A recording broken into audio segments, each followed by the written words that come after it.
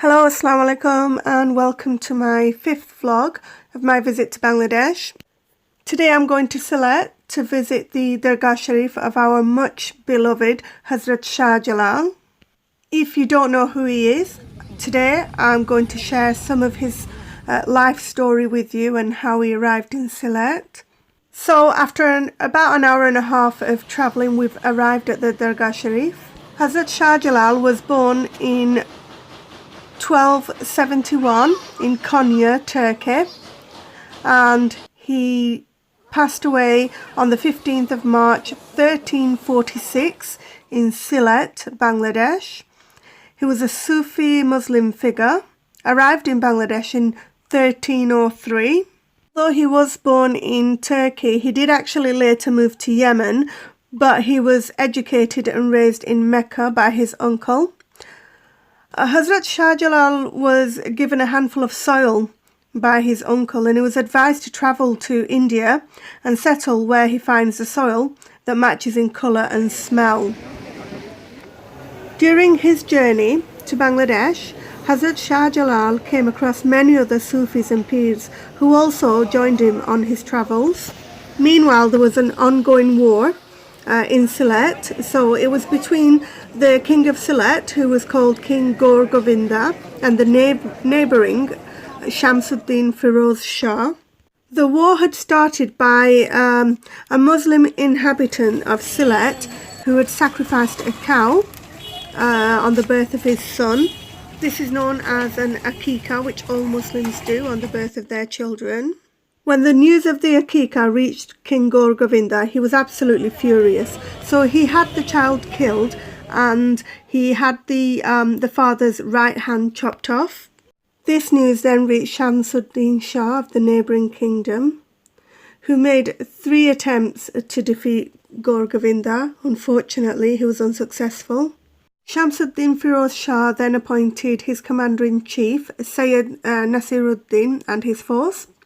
This force was then joined by Hazrat Sha Jalal and his, at this point, 360 companions. King Gaur Govinda was defeated on this occasion, and Sylhet was brought under the control of Muslims. Following this, Hazrat Sha Jalal and his companions then settled in Sylhet. They say it was because the soil that was given to him by his uncle matched the soil in Sylhet. Ibn Battuta heard the news of Hazrat Sha Jalal, and he travelled many miles to come and visit Hazrat Sha Jalal. And he says in his writings that he found Hazrat Sha Jalal to be living next to a mosque in a cave. People would come to visit him to seek guidance, and also he never had any descendants. However, aside from this, folklore has it that Hazrat Sha Jalal owned many white pigeons, and he also owned many gold-coloured fish, and in another sort of small fishery he owned many catfish. And to this day, people go there. When they go to the Dargah Shareef, they do go and visit these places. There are still many birds there. There's the fish. You can still see some of the golden coloured fish and some of the catfish there. So just outside the Dargah Shareef, there are many shops. As you can imagine, with the amount of visitors that come to the Dargah Shareef, is perfect for the shopkeepers. But the prices are very reasonable. I like to come here to buy the traditional and famous Bangladeshi kantas. They are so beautiful, and these are all handmade by tribal people. So this one that is just showing us now costs in English money about £32, but the amount of work that's gone into this is just amazing. In these type of street shops, you are expected to barter, so therefore the shopkeeper will give you a much higher price than what he's actually going to sell it to you for. However, if you don't barter, he's not going to just automatically reduce the price, so you're going to pay the asking price, so you must barter if you're going to buy from the street shops. We went to a different shop and the prices were actually a lot cheaper. The actual initial asking price was much cheaper than the first shop. So we bought one kanta from the first shop, and then we bought another two from this one. These are just some baby kantas, and they're about £7, between £7 to £10, depending on how much work has gone into them. I bought one for my niece. This kanta is showing me now. I think it was asking for about £27 in English money. I absolutely loved it, and this one as well, but unfortunately the colours wouldn't quite go with my room, so didn't end up buying them. But like, for the price, they're absolutely amazing. So we've come out of there and we've found a guy selling dragon fruit, red dragon fruit. So I know you can get the white one over here, but I've never seen the red one here.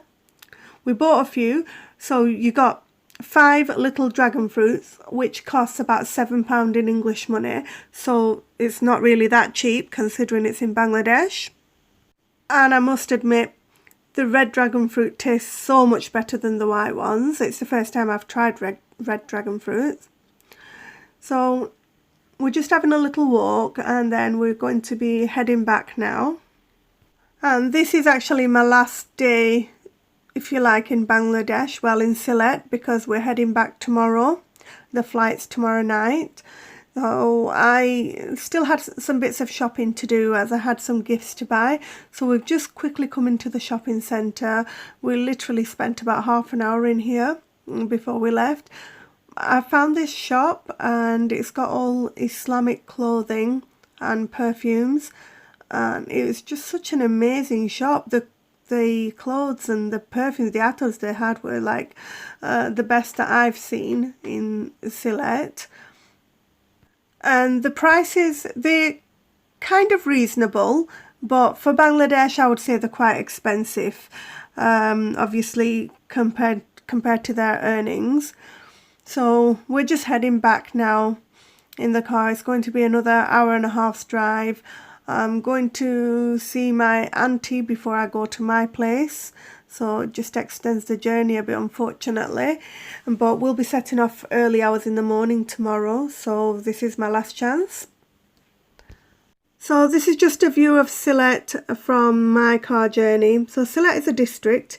It's absolutely huge, and it's made up of lots of, if you want to call them, towns.